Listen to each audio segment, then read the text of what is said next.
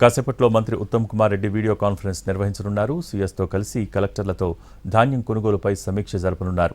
ఇటీవలే వారం రోజుల్లో ధాన్యం కొనుగోలు పూర్తి చేయాలని మంత్రి ఉత్తమ్ డెడ్లైన్ విధించారు. దాంతో ఇప్పుడు ఆ కొనుగోలు ఎంతవరకు వచ్చాయో తెలుసుకోవడానికి వీడియో కాన్ఫరెన్స్ ద్వారా తెలుసుకోనున్నారు. దీనికి సంబంధించి మరింత సమాచారం మా ప్రతినిధి చారి లైవ్లో అందించేందుకు సిద్ధంగా ఉన్నారు. చారి, ఓవర్ టు యు.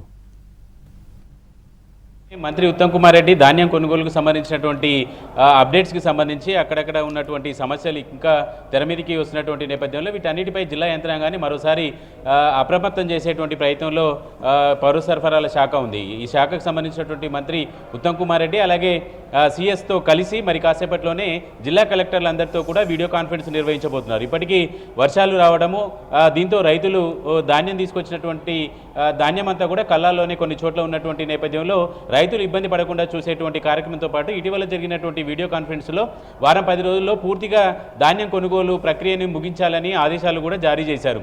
జిల్లా స్థాయిలోనే రైతులు ఎదుర్కొంటున్నటువంటి టార్పాలిన్లకు సంబంధించినటువంటి సమస్య కావచ్చు, కూలీలకు సంబంధించినటువంటి సమస్య కావచ్చు, లారీలకు సంబంధించినటువంటి సమస్యలన్నిటి మీద కూడా జిల్లా యంత్రాంగానికి ఆ జిల్లాలో ఉన్నటువంటి మంత్రులకే పూర్తి బాధ్యతను అప్పచెప్పారు.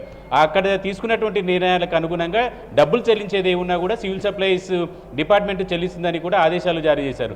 ఈ క్రమంలోనే జిల్లా యంత్రాంగాన్ని మరింత వేగవంతం చేసి కళ్ళాల్లో ఉన్నటువంటి ధాన్యాన్ని అన్నింటినీ కూడా వెంటనే కొనుగోలు చేసేందుకు సంబంధించినటువంటి అంశాలన్నింటి మీద కూడా అప్రమత్తం చేసేటువంటి ప్రయత్నం ప్రభుత్వం చేస్తుంది. దాంట్లో భాగంగా మంత్రి ఉత్తమ్ కుమార్ రెడ్డి మరి కాసేపట్లోనే సివిల్ సప్లైస్ కార్యాలయం నుంచి అన్ని జిల్లా కలెక్టర్లందరితో కూడా మరోసారి సమావేశం కాబోతున్నారు.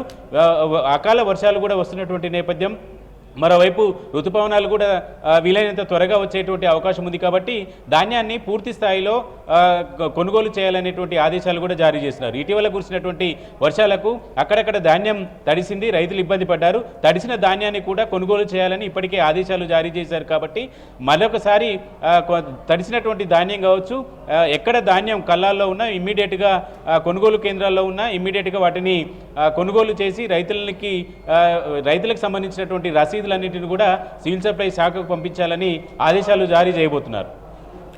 Thank you Chari.